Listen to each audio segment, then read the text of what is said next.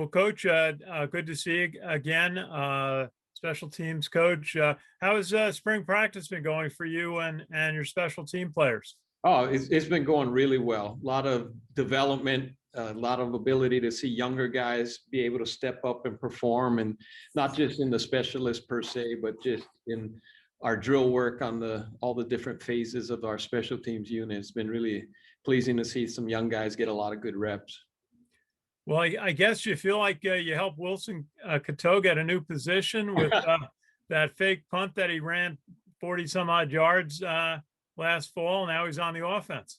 Yeah, he's been doing really well. He's just such a tough kid, all in with his brothers, and just such a tremendous asset to our team. We're really glad, and what a pleasant surprise this spring he's had as a B-back. Yeah, well, of course, just talking about punting, you got Zach Harding, who had just an exemplary year last year. I think he kicked about average 43 a kick, but that's including a lot of punts that he pinned inside the 20-yard line. Yeah, and that's the thing too. Some people, they'll just look at the net punting and they rate them from there, but that definitely doesn't tell the story of how a game goes. And there's a lot of times that we needed the ball being pinned, and yardage wise won't look that good, but the fact that you make their offense come out and have to march a long field, and the odds of them coming away with points get drastically reduced by doing that. And he's had an outstanding spring too, and I'm really excited as he goes into his senior year. Yeah, you actually got Coach Munkin to say nice things about the punt team. That's all. That punt team. That's near and dear to Coach's heart too, man. He's done it's so wonderful too to have a head coach that's so involved in the program. Having the kids be able to see that as well. Very good. Well, maybe talk a little bit about the punt return team. Hopefully, you return a lot of punts, and you've got some good returners: Tyrell Robinson. AJ Howard, possibly. Tell us about some of the players on the punt return team. Oh, so we got, it's funny. We never refer to it as the punt return team. We call it the punt block team, because we got one guy that'll return. Everybody else, we work to get that business taken care of as far as blocking. But Terrell Robinson, he's really special with the ball in his hand. And, you get somebody who's quick as a hiccup back there, and he doesn't need a whole lot of space. And that was one thing too this spring that we just were talking about in our meeting today, that you see a lot of the drill work that we've been put in to that aid on not so much the blocking part of coming attacking punts, but just how you set up and get the return started. And there was a lot of really good things. Cam Jones, who's another one in our return depth, had a really nice return this past scrimmage there too. So seeing that kind of stuff, not only return guys, but just the attention to detail and the desire, because that's all it is too. It's technique for sure, but the desire to go, especially after you've tried blocking a kick where now you're downfield and you got to stick a foot in the ground, retrace and try to race and get something started. I mean, it's a pleasure to be a part of a group of people that want to do that so much. Yeah, and you've got some players that are really good at getting in, breaking the tackle, the block, and getting a block on a punt or a field goal extra point attempt. Tell us a little bit about what's involved with that and some of the players. Well, like we said, we make a huge emphasis on it, and that's, I think, what we want to hang our hat on, that we're going to come after you in what we do. And it's just, we put together some drills that'll aid in that, but in the end, it's just, the desire to go in and just finding the people that do a good job of doing it. And we're really blessed that, we blocked 3 punts this year, and it was by 3 different guys. So it's, it wasn't just one person in particular. Some places you kind of see, and some guys have a natural knack for it or aptitude, but for our guys, paying close attention to the details on it's so simple in the sense that you want to get in the best position to get that ball, to react off the snap of the ball, make sure your pad level's low, that you're driving hard. There's a lot of on the want to part of it, but it's very nuanced on some of the things that to actually get there. And then not only do you get there, how to finish and actually block it. Because you'll see a lot of times that, across football in general, guys will get close to, but never get to finish it. So our guys, and because it's so important to them, it's a great thing to be a part of. And certainly now, your kickoff team is where you are able to bring some younger players in, give them some on-field opportunities. Obviously, some of your defensive players.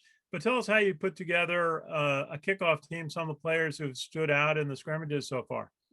Oh yeah, so this spring is a little different because it's kind of more of a mix and match, because we're one of the few teams in the country that actually go live in all phases over there. So it's not per se a first punt versus a first punt block team at the same time, because some of the guys are starters on both units.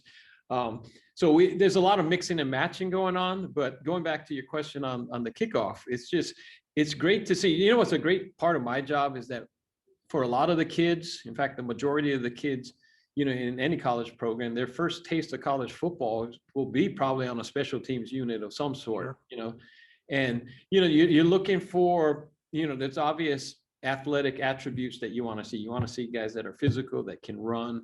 But there's a lot of times, like for instance, Markins Pierre, who's one of our slot backs. He has been down on every kick that he's covered this spring. We gauge and make a big point of who's the first guy to the opposite 30-yard line, because that's who you want to be the whole time. And when he's been in on his reps, he's been the first guy to the 30 every single time on his reps. And that's, there's probably by the stopwatch, he's probably not the fastest guy over there, but when he's lining up for a kickoff, I'll tell you what, he finds it in there. And, so you see those kind of things, those intangible things that can, that aren't necessarily measured on paper, and there's that certain grit and toughness that you're looking for a kickoff, cover team. And, you see these guys at certain positions have certain skill sets that you want, but their ability to just run recklessly down. And, it's like everything, that you see how when Tsunami gets playing, when we're about to kick off in the stadium, I mean, the place gets jumping, and, guys want to battle to be part of that group of 11 to get out there and start the game off. Absolutely. Yeah, there was always Texas A&M always had a big thing on their kickoff team and getting their fans going. The same in Mikey Stadium. Let's talk a little bit about the long snappers that you have, and both for punting and then for place kicks. Mm-hmm. So we got three guys in camp right now. So we got Ryan Aguilar, we have Pat Sesniak, and Cole McCutcheon. Cole's a freshman, and he's been working hard to just kind of, you come in as a freshman too, and you're introduced to college football. So there's a, growth and physical development that he's been working really hard at. And, but for Ryan and Pat, they've been, I've been seeing a lot of really good things that I'm really, we have to replace Kyle O'Connor, who snapped for a ton of games for us over here. And those two, whoever will end up being the snapper, going into the fall, it'll be a highly contested race for sure, because both of them will push each other. They both, pay great attention to detail. That is a very nuanced position too. It's a lot, usually, unfortunately, you only notice the snappers when things go wrong over there, but there's so many things in their operation that have to go exactly right for it to look just like a normal play. Yeah, Coach Monk was telling us the other day about where the long snapper last year used to snap at a target along the fence, I guess, or the goalpost, one spot after another. Hey, I don't want to forget this player, maybe the most forgotten on the team, but you're the person who holds for those kicks, Brooks Hosea. Am I pronouncing it correctly? Brooks Hosea, yeah. He's one of our punters as well, and just takes such a huge ownership in that, because every time he trots on the field for that particular job, points are always at stake, either for a 1 point for a PAT or if we're going for a field goal.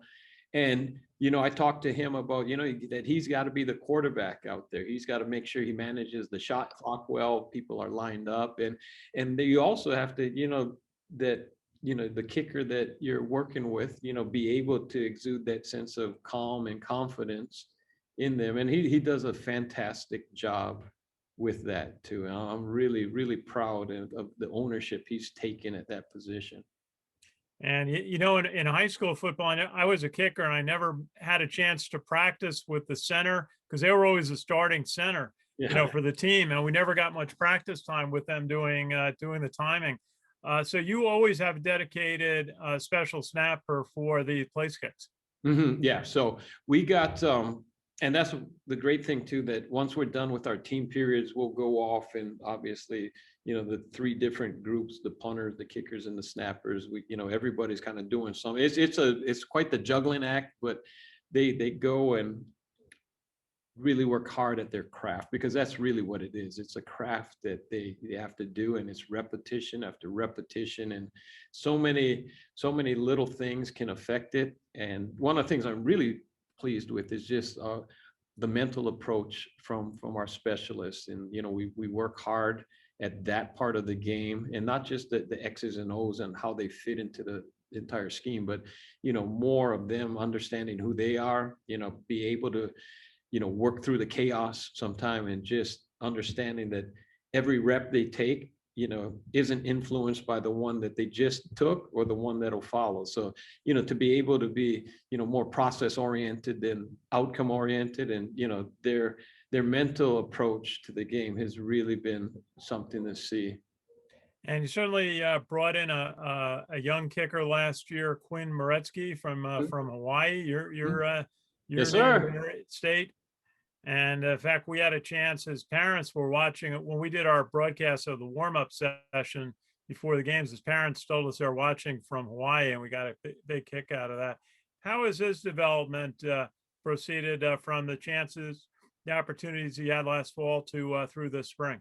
Oh, he's been doing well. It's rough for a kicker as a freshman, especially at West Point, and everything that entails. But he's handled it well. Like I said, his composure is beyond his years too. So that helps a lot. His ability to focus and really not get fazed by a whole lot of things really helps him. And I also should add too, on top of Quinn, who's had a good spring, Cole Talley, who's could not play last year, but is back and battling through. He's had a really good spring as well. So really interested to see how that shapes up. And, as we head into fall camp, and, like we said, that's a great thing about, being blessed with the kids in my room, because it's all about what, the greater good for the entire team, for our position group, and that healthy competition that we see, because they're always working to help each other get better. They're fiercely competitive, which is what you see, because iron sharpens iron, but they're also extremely supportive of each other. And that's, it's a blessing to coach a group like that. Hey, just for our fans and followers and veterans who follow this, tell the audience a little bit about your journey to West Point. Where some of the stops from Hawaii that you've made to be here on the East Coast at West Point.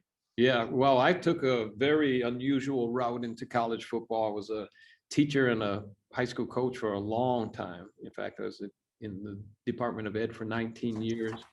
And by the grace of God, I got an opportunity with Coach Bunkin, who I'd known back when we were two young guys at the University of Hawaii, and an opportunity to go out with him. It was supposed to just be a sabbatical for 6 months, and that kind of parlayed, that was the fall of 2011, and here we are 10 years later. And it's just amazing on how things transpire there. And extremely proud, not only to be a football coach, but at such a prestigious place in America, and the importance that West Point has had for America. And the fact too, like we talked about last time, our youngest son, being in the Army himself, that's an extra source of pride, when I'm talking to young men that I'm recruiting, that it's like, I'm not just recruiting you as a football player. This is what I truly believe in. And, so it's the fact that, when you get to say, what, my youngest son's also in the Army right now, I think that lends a little extra credence on, what you're trying to share with them. How is your son doing? Where is he stationed?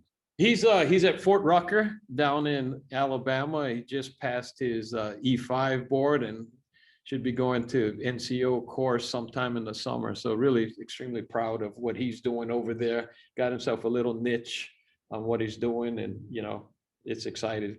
Like I said, we're extremely proud of him. Yeah.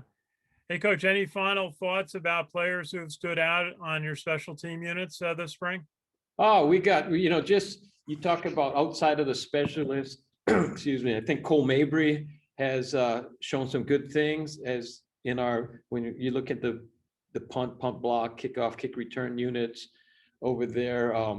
Ijan Marshall, Brandon Walters, those guys have done a good job on kick returns, along with, we've held out Terrell Robinson for a little bit. We know what he can do, and getting these other guys coming in. Bo Nicholas Paul has shown some good things out there.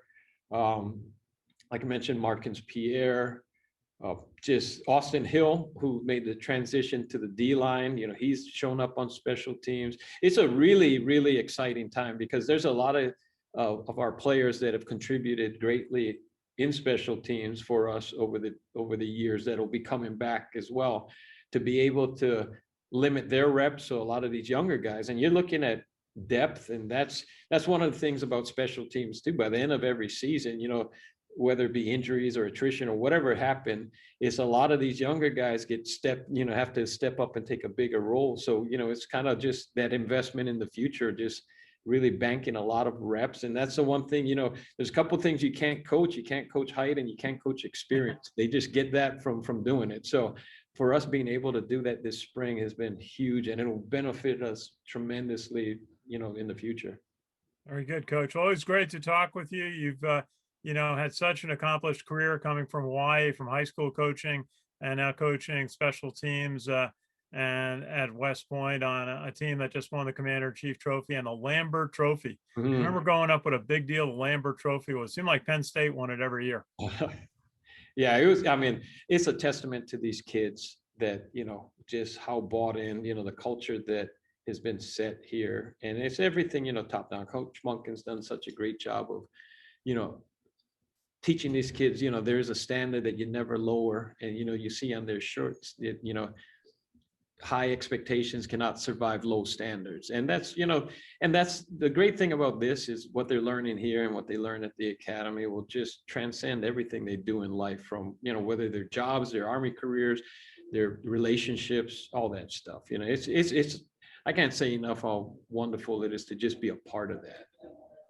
Okay, Coach, good to see you tonight. And I wish I could say we'd see you at the spring game, but we'll look forward to seeing you in person later this year. Yeah, hopefully with everything going now, we can get back to how it was, and that'll be awesome. Get Mikey pumping up again. Absolutely. Look forward to that. Coach, good to see you. Thank you. All right, take care. God bless. Okay.